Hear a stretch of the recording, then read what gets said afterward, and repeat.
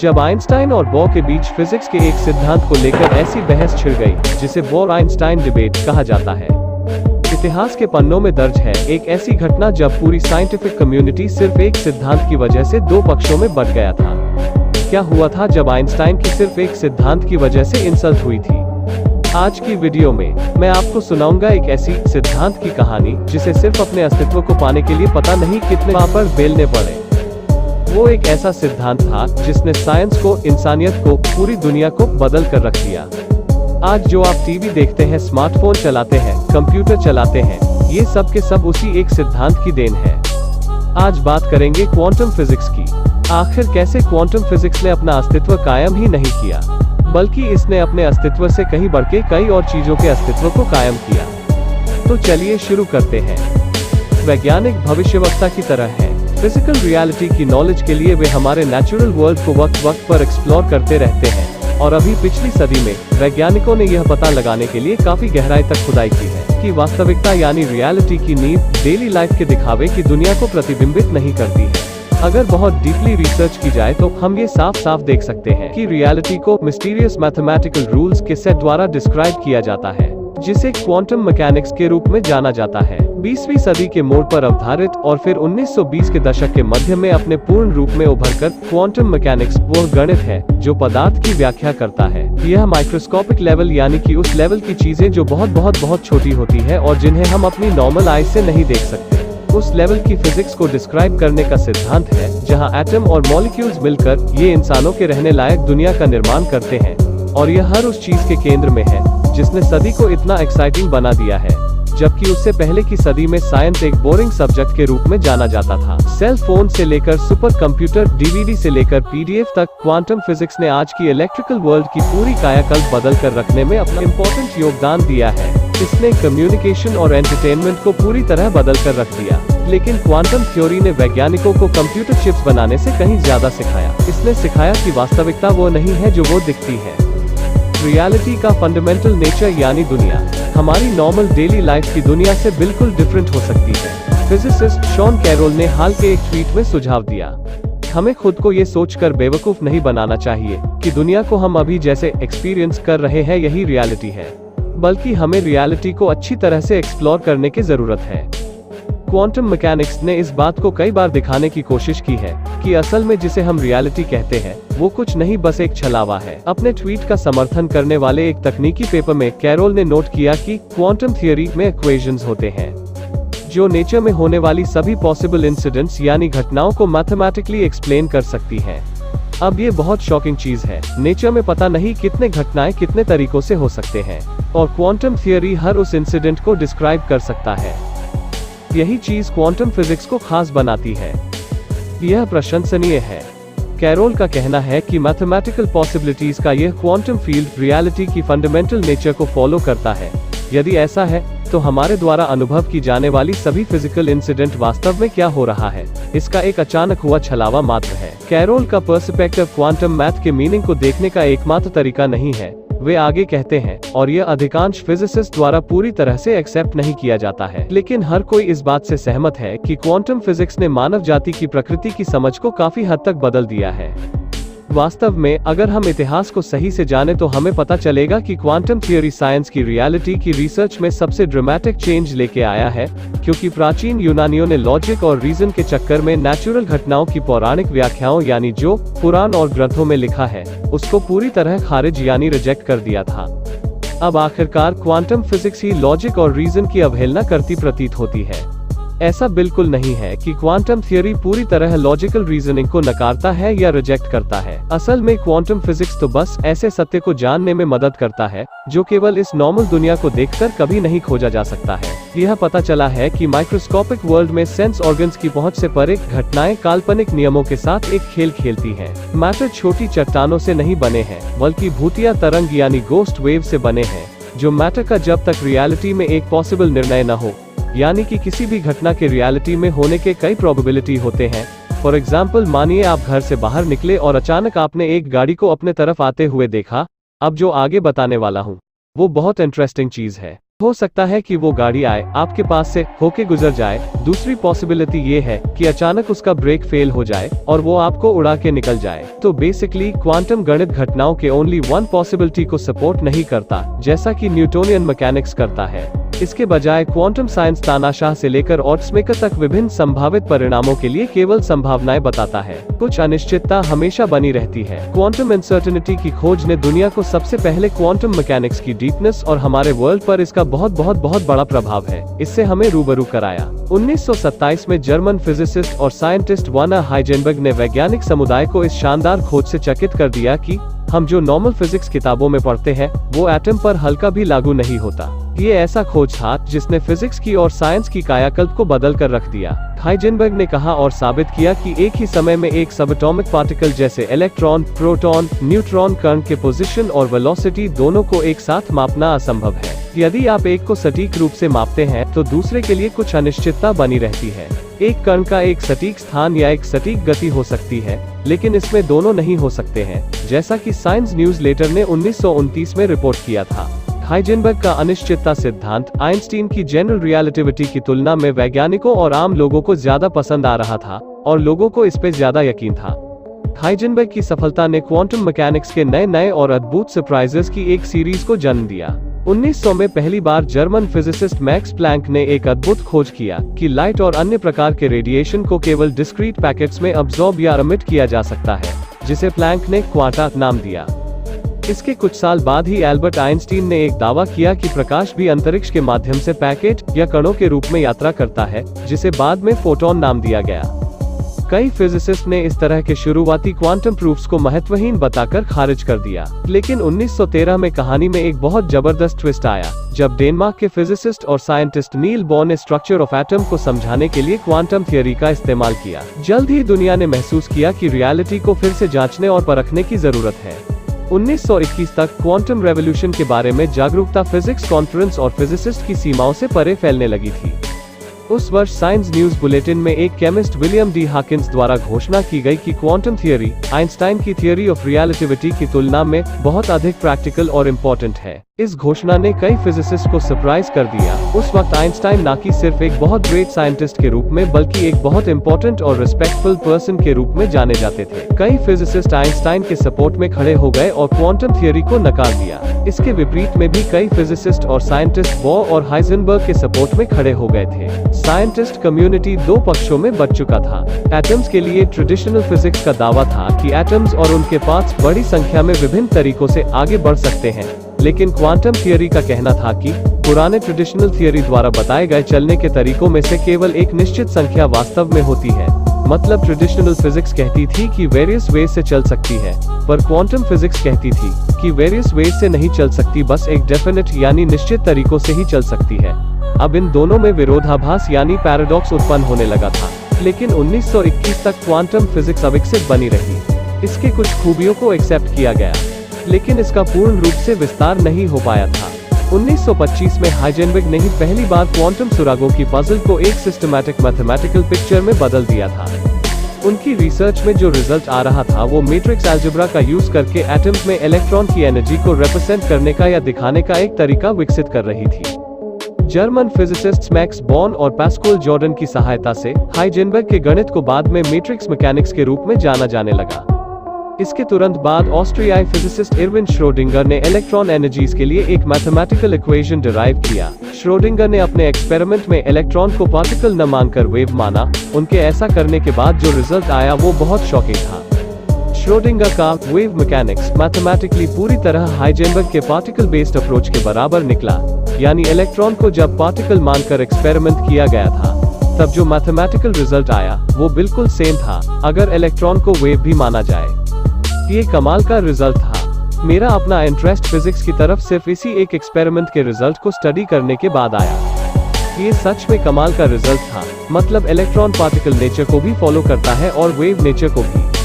है ना कमाल की बात। और इसी रिजल्ट के बाद से क्वांटम मैकेनिक्स सभी सबएटॉमिक या माइक्रोस्कोपिक वर्ल्ड के एटॉमिक सिस्टम को डिस्क्राइब करने वाले मैथमेटिक्स के रूप में जाना जाने लगा। फिर भी कुछ भ्रम रह गया।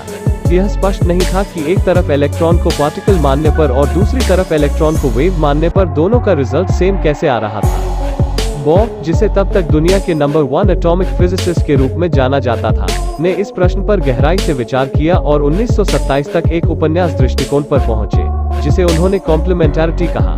बॉर ने कहा कि पार्टिकल और वेव दोनों ही सही हैं। दोनों सबएटॉमिक फिनोमेना को डिस्क्राइब करने के लिए आवश्यक थे। कोई पार्टिकल जैसे कि इलेक्ट्रॉन अपनी वेव या पार्टिकल नेचर को कब शो करेगा, ये उसे देखने वाले एक्सपेरिमेंटल सेटअप पर डिपेंड करता है। एक पार्टिकल को फाइंड करने के लिए डिजाइन किया गया एक डिवाइस एक पार्टिकल ढूंढेगा। वेव नेचर का पता लगाने के लिए तैयार एक उपकरण एक वेव ही खोजेगा। लगभग उसी समय हाइजेनबर्ग ने अपने अनिश्चितता सिद्धांत को खोजा था। जिस प्रकार एक ही एक्सपेरिमेंट में वेव और पार्टिकल को फाइंड नहीं किया जा सकता था, उसी प्रकार पोजीशन और वेव दोनों को एक ही समय में ठीक से नहीं मापा जा सकता था। जैसा कि फिजिसिस्ट वोल्फगैंग पाउली ने टिप्पणी की, अब क्वांटम सिद्धांत की खबर दिन में 2 से 4 बार आ ही जाती है। कुछ भी नया खोजो तो वो क्वांटम फिजिक्स द्वारा डिस्क्राइब कर दिया जाता है, लेकिन अभी तो क्वांटम एडवेंचर बस स्टार्ट ही हुई थी। कई फिजिसिस्ट्स, जिनमें से एक आइंस्टीन भी थे, ने वर्नर हाइजेनबर्ग के अनिश्चितता सिद्धांत की निंदा की। 1927 में इसकी शुरुआत ने एटॉमिक ऑब्जर्वेशन के रिजल्ट्स की सटीक भविष्यवाणी करने की संभावना को समाप्त कर दिया। जैसा कि मैक्स बॉर्न ने दिखाया था, आप इरविन श्रोडिंगर द्वारा पेश किए गए वेव फंक्शन द्वारा जो कैलकुलेशंस दिए गए थे, उसका उपयोग करके वेरियस पॉसिबल आउटकम्स की प्रोबेबिलिटीज का अनुमान लगा सकते हैं। आइंस्टीन ने खुलेआम अपोज किया कि उन्हें विश्वास नहीं हो रहा था कि भगवान ब्रह्मांड के साथ पासा खेलेंगे। इससे भी बदतर बयान में आइंस्टीन ने कहा कि मेरे विचार में नील बोर द्वारा वर्णित वेव पार्टिकल ड्युअलिटी का अर्थ है कि एक फिजिसिस्ट रियलिटी को अफेक्ट कर सकता है। निश्चित रूप से आइंस्टीन का मानना था कि वास्तविकता मानवीय टिप्पणियों से स्वतंत्र रूप से मौजूद थी। उस वक्त बोर ने आइंस्टीन को एक सीरीज ऑफ डिबेट्स के लिए इनवाइट किया। आइंस्टाइन ने इसे स्वीकार किया।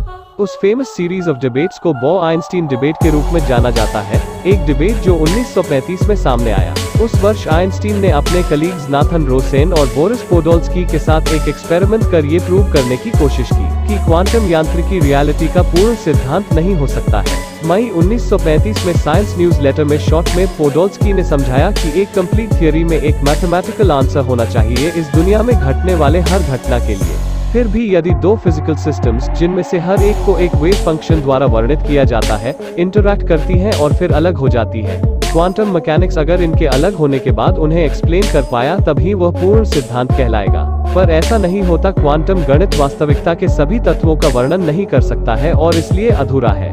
बोर ने जल्द ही प्रतिक्रिया दी, जैसा कि अगस्त 1935 में विज्ञान समाचार पत्र में रिपोर्ट किया गया था। उन्होंने घोषणा की कि फिजिकल रियलिटी के लिए आइंस्टीन और उनके सहयोगियों की कसौटी क्वांटम सिस्टम में अस्पष्ट थी। आइंस्टीन, पोडोल्स्की और रोसेन ने माना कि एक इलेक्ट्रॉन का एक डेफिनेट यानी निश्चित वैल्यू होता है कुछ प्रॉपर्टीज के लिए। उन्होंने ऐसा मान लिया बिना मेजर किए हुए। बोर ने समझाया, एक पार्टिकल्स के गुणों को मापने के लिए अगर आपको पहले से कुछ वैल्यूज मानना है तो एक निश्चित वैल्यू मत मानिए, आपको वेरियस वैल्यूज यानी हर संभव वैल्यूज को मानना होगा जब तक कि उस प्रॉपर्टीज के किसी एक भी पहलू को माप ना लिया जाए। यही तो क्वांटम मैकेनिक्स कहती है, किसी भी घटना के कई पॉसिबल आउटकम्स हो सकते हैं।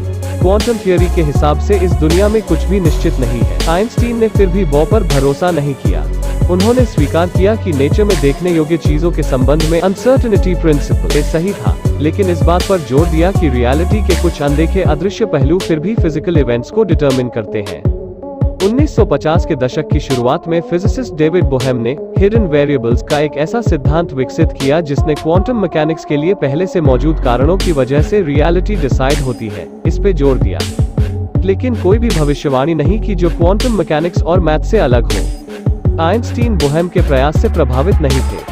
यह तरीका मुझे बहुत चीप लगता है, आइंस्टीन ने एक आजीवन मित्र बॉन्ड को एक लेटर में बाद में लिखा। 1955 में आइंस्टीन की मृत्यु हो गई। 1962 में बोर की भी मृत्यु हो गई। न बोर ने और न आइंस्टाइन ने एक दूसरे को स्वीकार किया। किसी भी मामले में यह एक अनसुलझे विवाद की तरह लग रहा था, क्योंकि एक्सपेरिमेंट्स किसी भी तरह से सेम रिजल्ट्स दे रहे थे। लेकिन 1964 में फिजिसिस्ट जॉन स्टीवर्ट बेल ने एंटैंगल्ड पार्टिकल्स यानी क्वांटम साइंस के अन्य पहलुओं की तरह उलझाव यानी एंटैंगल्ड पार्टिकल की घटना खुद को बहुत छोटे सबएटॉमिक पैमानों पर प्रकट करती है। जब दो पार्टिकल्स जैसे कि फोटॉन या इलेक्ट्रॉन की एक जोड़ी उलझ जाती है तो वे बड़ी दूरी से अलग होने पर भी जुड़े रहते हैं। इसी प्रकार पार्टिकल के बीच रिलेशन से उलझाव उत्पन्न होता है। इसे ही वैज्ञानिक एंटैंगल्ड पार्टिकल्स कहते हैं। के बारे में एक क्लेवर थ्योरम का अनुमान लगाया, जिससे प्रयोगों में छिपे हुए वेरिएबल्स की संभावना की जांच करने में मदद मिली। 1970 के दशक की शुरुआत से और आज तक जारी प्रयोग के बाद प्रयोग ने स्टैंडर्ड क्वांटम मैकेनिक्स की भविष्यवाणियों की पुष्टि की। आइंस्टीन की आपत्ति को प्रकृति के दरबार द्वारा खारिज कर दिया गया था। फिर भी कई फिजिसिस्ट ने बॉर के क्वांटम मैकेनिक्स के साथ असहमति व्यक्त की। 1957 में फिजिसिस्ट ह्यूग एवरेट से एक विशेष रूप से नाटकीय चुनौती आई। उन्होंने जोर देकर कहा कि एक एक्सपेरिमेंट से अनंत क्वांटम पॉसिबिलिटीज में से एक रियलिटी का निर्माण नहीं होता, बल्कि रियलिटी की केवल एक ब्रांच की पहचान होती है। अन्य सभी रियलिटी की पॉसिबिलिटीज अदर ब्रांचेस पर मौजूद थी। सभी नॉर्मल रियलिटी की तरह ही होती है। मनुष्य केवल अपनी विशेष शाखा को देखता है और दूसरों को नजरअंदाज कर देता है, जैसे वो पृथ्वी के रेवोल्यूशन से अनजान है। इस मल्टीवर्स की थियरी को पहले वाइडली यानी बहुत लोगों द्वारा नजरअंदाज कर दिया गया था, लेकिन दशकों बाद यह बहुत ज्यादा लोकप्रिय हो गया। आज कई लोग मल्टीवर्स पर यकीन करते हैं। एवरेट के काम के बाद से क्वांटम सिद्धांत की कई अन्य व्याख्याएं पेश की गई हैं। कुछ वेव फंक्शन वास्तविकता पर जोर देते हैं। मैथमेटिकल एक्सप्रेशन वेरियस पॉसिबिलिटीज की बाधाओं की भविष्यवाणी करने के लिए उपयोग की जाती है। कुछ इंटरप्रिटेशन कई दुनिया के दृष्टिकोण को समेटने का प्रयास करती है और मनुष्य केवल एक रियलिटी को देखता है। 1980 के दशक में एच डाइटर जे और वोजिएक ज़्यूरिख सहित फिजिसिस्ट्स ने अपने आउटर एटमॉस्फेयर के साथ क्वांटम सिस्टम की बातचीत के महत्व की पहचान की, एक प्रोसेस जिसे क्वांटम डिकोहेरेंस कहा जाता है। एक पार्टिकल की कई पॉसिबल रियलिटीज में से कुछ तेजी से गायब हो जाती हैं क्योंकि यह अपने आसपास के क्षेत्र में मैटर और रेडिएशन का सामना नहीं कर पाता है। जल्द ही पॉसिबल रियलिटीज में से केवल एक ही सभी एटमॉस्फेरिक प्रॉब्लम्स फेस कर रियलिटी में बदल जाता है। यह कहकर उन्होंने ये समझाने की कोशिश की हमारे नॉर्मल डेली लाइफ में टाइम और स्पेस में केवल एक ही रियलिटी को क्यों माना जाता है। 1990 के दशक में क्वांटम इंफॉर्मेशन सिद्धांत के उदय के साथ क्वांटम क्लैरिटी की खोज ने एक नया मोड़ लिया। नील बॉर के एक शिष्य भौतिक विज्ञानी जॉन आर्चिबाल्ड व्हीलर ने लंबे समय से इस बात पर जोर दिया था कि रियलिटी कहीं न कहीं अनंत क्वांटम पॉसिबिलिटीज की कोहरे से ही निकलता है। जैसे कि एक इलेक्ट्रॉन एक डिटेक्टर को मारता है, निश्चित रूप से इलेक्ट्रॉन के स्थान को स्थापित करने वाला एक निशान छोड़ देता है। व्हीलर ने सुझाव दिया कि रियलिटी खुद पूरी की पूरी इसी प्रोसेस से बना हो सकता है। कंप्यूटर द्वारा उपयोग किए जाने वाले एक और शून्य जो होते हैं, उनका रियलिटी पर बहुत बड़ा असर है। व्हीलर ने अस्तित्व और सूचना के बीच की कड़ी का वर्णन करने के लिए इट फ्रॉम बिट का नारा दिया। इस लेगेसी को और आगे ले जाते हुए व्हीलर के पूर्व छात्रों में से एक बेंजामिन शूमाकर ने क्लासिकल बिट इंफॉर्मेशन के क्वांटम वर्जन का प्लान तैयार किया। उन्होंने 1992 में डलास में एक सम्मेलन में क्वांटम बिट या क्यूबिट की शुरुआत की। शूमाकर की क्यूबिट ने कंप्यूटर बनाने के लिए एक बेस प्रदान किया जो क्वांटम इंफॉर्मेशन को प्रोसेस कर सकता था। इस तरह के क्वांटम कंप्यूटर की पहले physicist Paul Benioff, Richard Feynman और डेविड डिक्सन के द्वारा अलग अलग तरीकों से कल्पना की गई थी। 1994 में गणितज्ञ पीटर शोर ने दिखाया कि कैसे क्वांटम कंप्यूटर में हेरफेर करने वाले क्यूबिट सबसे डिफिकल्ट मॉर्स कोड को क्रैक कर सकते हैं। क्वांटम कंप्यूटरों को डिजाइन और निर्माण करने के लिए एक रिसर्च की शुरुआत हुई। 21वीं सदी की शुरुआत तक अल्पविकसित क्वांटम कंप्यूटरों का निर्माण किया जा चुका था। लेटेस्ट वर्जन कुछ कंप्यूटिंग कार्य कर सकते थे, लेकिन वर्तमान क्रिप्टोग्राफी विधियों को प्रोसेस करने के लिए पर्याप्त शक्तिशाली नहीं थे। हालांकि कुछ प्रकार की समस्याओं के लिए क्वांटम कंप्यूटिंग जल्द ही नॉर्मल कंप्यूटरों से बेहतर हो चुकी थी। क्वांटम कंप्यूटिंग की प्राप्ति ने क्वांटम इंटरप्रिटेशन पर बहस का समाधान नहीं किया है। डॉइश का मानना था कि क्वांटम कंप्यूटर कई दुनिया के दृष्टिकोण का समर्थन करेंगे कि सभी संभव वास्तविकताएं मौजूद हैं, जबकि मनुष्य सिर्फ एक को देखते हैं। हालांकि शायद ही कोई इससे सहमत हो, और दशकों के क्वांटम प्रयोगों ने इस सोच के लिए कोई समर्थन प्रदान नहीं किया है। सभी परिणाम पारंपरिक क्वांटम यांत्रिकी अपेक्षाओं को मानते हैं। क्वांटम सिस्टम कुछ गुणों के लिए अलग अलग मूल्यों को तब तक संरक्षित करते हैं जब तक कि एक को मापा नहीं जाता है, जैसा कि बॉर ने जोर दिया था। लेकिन कोई भी पूरी तरह से संतुष्ट नहीं है। शायद इसलिए ही 20वीं सदी के फंडामेंटल फिजिक्स के अन्य स्तंभ आइंस्टीन के गुरुत्वाकर्षण के सिद्धांत यानी जनरल रिलेटिविटी क्वांटम सिद्धांत के ढांचे में फिट नहीं है। कई आशाजनक विचारों के बावजूद दशकों से गुरुत्वाकर्षण के क्वांटम सिद्धांत की खोज सफलता नहीं हो पाई है। हाल ही में एक नए दृष्टिकोण से पता चलता है कि स्पेस टाइम की जियोमेट्री आइंस्टीन के सिद्धांत में गुरुत्वाकर्षण का जो सोर्स था, किसी तरह से क्वांटम सिस्टम के एंटेंजल से निर्मित हो सकता है। यदि ऐसा है तो क्वांटम वर्ल्ड का रहस्यमय व्यवहार स्पेस और टाइम में सामान्य घटनाओं के विषय में समझ की अवहेलना करता है, क्योंकि क्वांटम वास्तविकता स्पेस या टाइम को घेरने के बजाय स्पेस टाइम बनाती है। मोटे तौर पर यह दृष्टिकोण प्राचीन यूनानी दार्शनिक परमेनाइड्स की प्रतिध्वनि है, जिन्होंने सिखाया कि सभी परिवर्तन एक भ्रम है। हमारी इंद्रियां हमें प्रतीत होने का तरीका दिखाती हैं, परमेनाइड्स ने घोषित किया।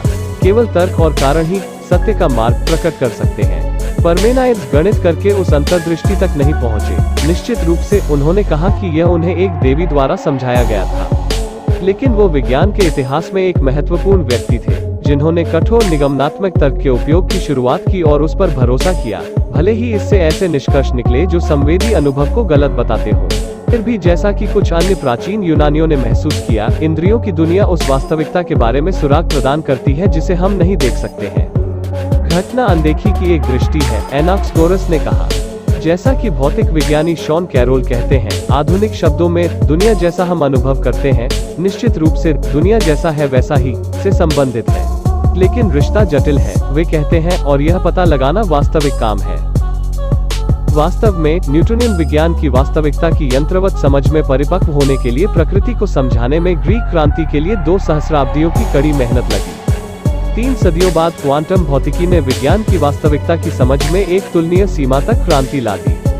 फिर भी इसका क्या मतलब है, इस पर सहमति की कमी से पता चलता है कि शायद विज्ञान को थोड़ा और गहरा रिसर्च करने की जरूरत है। क्या आप भी उन लोगों में से हैं जो साइंस के पीछे पागल हैं? तो मेरे चैनल को एक बार जरूर विजिट करें।